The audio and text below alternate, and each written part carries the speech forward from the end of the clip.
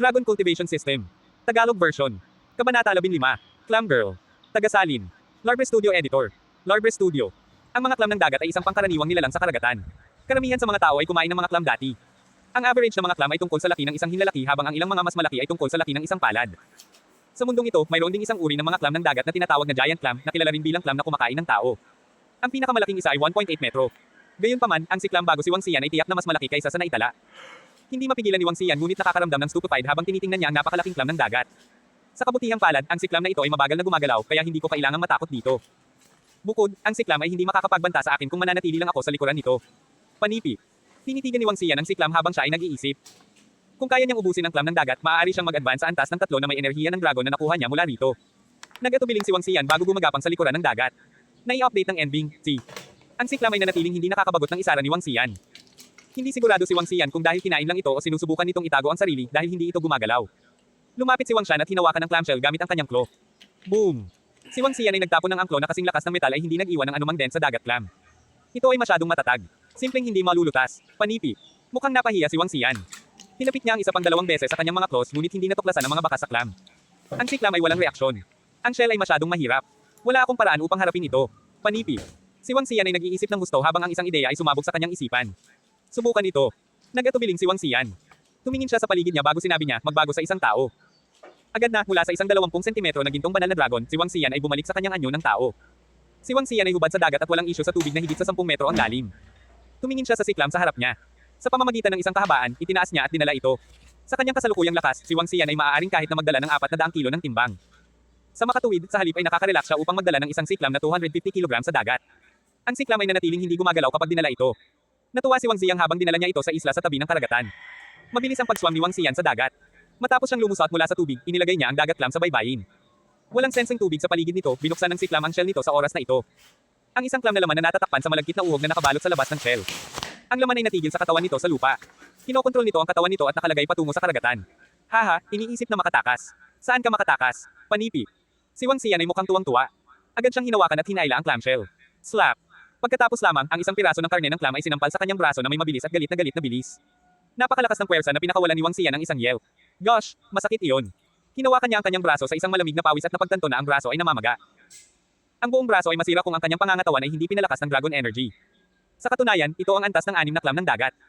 Kahit na hindi ito manlalaban sa likas na katangian, maaari pa rin itong saktan ako. Panipi. Nagulat si Wang Xian. Gayunpaman, huwag mong isipin na makatakas dahil itinapon ka sa baybayin. Maswerte si Wang Xian na hindi napansin ng si clam kung ano ang nangyayari noong sila ay nasa karagatan. Kung hindi niya magagawang dinala ito sa baybayin na ibinigay ang napakalakas na lakas nito. Nakita ni Wang Xian ang clam ng dagat habang lumabas ito ng mabilis patungo sa dagat. Mabilis niyang hinawakan ang clamshell at isinakay ito patungo sa isla.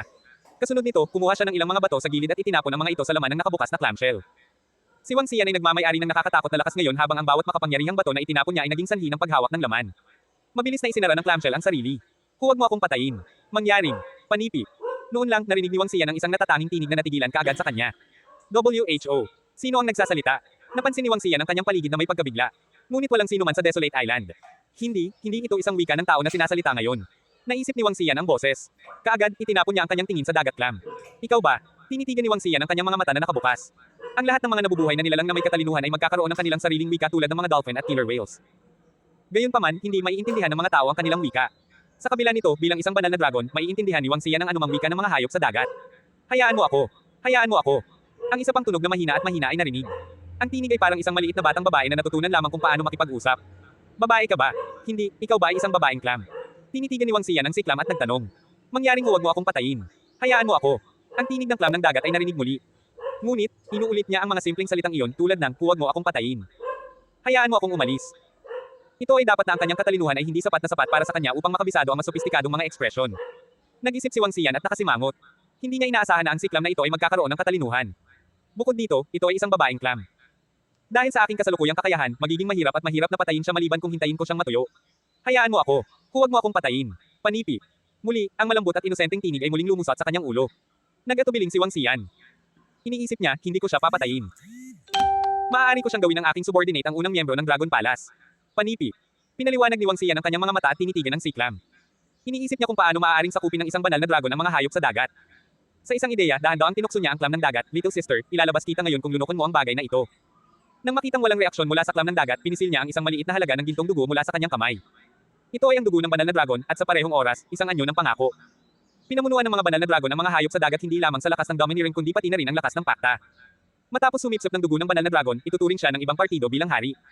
Kunin ang sariwang dugo na ito, at ako, bilang iyong kapatid, ay ilalabas ka. Inilagay ni Wang Xian ang pagbagsak ng sariwang dugo ng banal na dragon sa siklam at ginagabayan siyang matyaga. Nabuo ang mga hayop sa marine. Clam Girl. Sa oras na ito, ang notification ng system ay tumunog sa kanyang isipan. Nawala ang dugo sa clam ng dagat. Haha, gumagana ito. Natuwa si Wang Xian. Mabilis siyang nagruta sa harap ng batang babae ng clam. Kapatid, gusto kita. Binuksan ng batang babae ng clam ang kanyang clamshell. Bilang isang mababang matalinong pagkatao, hindi niya maintindihan kung ano ang isang hari. Alam lamang niya na sundin ang kanyang mga salita kapag nais niya siyang talakayin bilang kapatid. Ito ang kapangyarihan ng pakta. Haha, maliit na kapatid, dapat mo akong pakinggan mula ngayon. Masaya si Wang Xian. Gosh! Gayunpaman, binalot ng batang babae ang kanyang laman sa katawan ni Wang Xian sa oras na ito.